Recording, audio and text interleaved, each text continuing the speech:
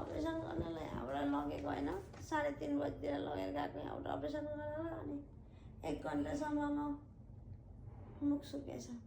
1 घन्टासम्ममा अनि त्यहाँ राख्यो के एउटा कोठामा राख्यो अनि त्यसपछि 1 घन्टापछि अपरेसन कोठामा लग्यो अनि सबै के गऱ्यो अनि यो बेडबाट मलाई ट्रान्सफर गरेर अपरेसनको त्यो बेडमा सुतायो फिल्मको जस्तै के झिलमिली मेसिनहरू थियो अनि त्यसपछि मलाई यहाँनिर सुई हानिरहेको थियो अनि यहाँनिर यत्रो ठुलो टेबलमा यति लामो कैँची यति लामो रडहरू के राखेको नि फिल्मको जस्तो यत्रो लामो टेबलमा के 4-5 जना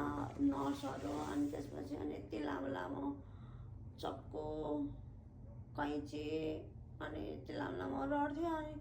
मैले त्यो हेर्दै थिएँ ला यो त फिल्मको जस्तै रहेछ भनेर भनेको अनि मलाई त कतिखेर बिहोसको इन्जेक्सन दियो मलाई थाहा नै भएन त्यो त झुन्डाइरहेको थियो मलाई थाहा नै भएन के बाबा अनि म त बिहोस भएँ होइन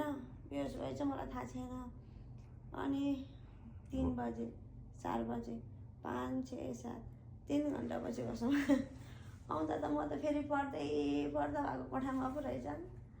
अनि त्यसपछि भित्तामा घडी देख्छु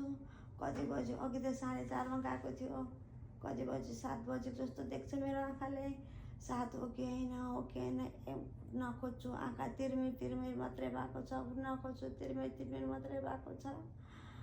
अनि त्यसपछि के हो यत्रो लामो तातो मलाई त्यहाँ पेटमा गाएर राखिदियो यति लामो के हो थाहा भएन मलाई अनि त्यो तातो भएको छ आँखा त तिर्मिर यस्तो हेर्न खोज्छु मैले त मान्छे कोही चिनेको छैन कि कोही चिनेको तिर्मिर बोल्न खोज्छु मेरो त आवाजै आएको छैन धेरै नबोल मुख सुकिसक्यो अब भर्खर बोकेर चुप्ला रेस्ट गर भिडियो हेरेर मुख नबोल अनि त्यसपछि आवाजै आएन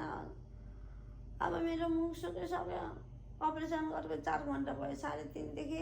7:30 4 घन्टा भयो अझै पानी पनि नपी भन्छ केही पनि नभन्छ अनि पुरै रगतै नचलाउनु त त्यो रगत छ पुरै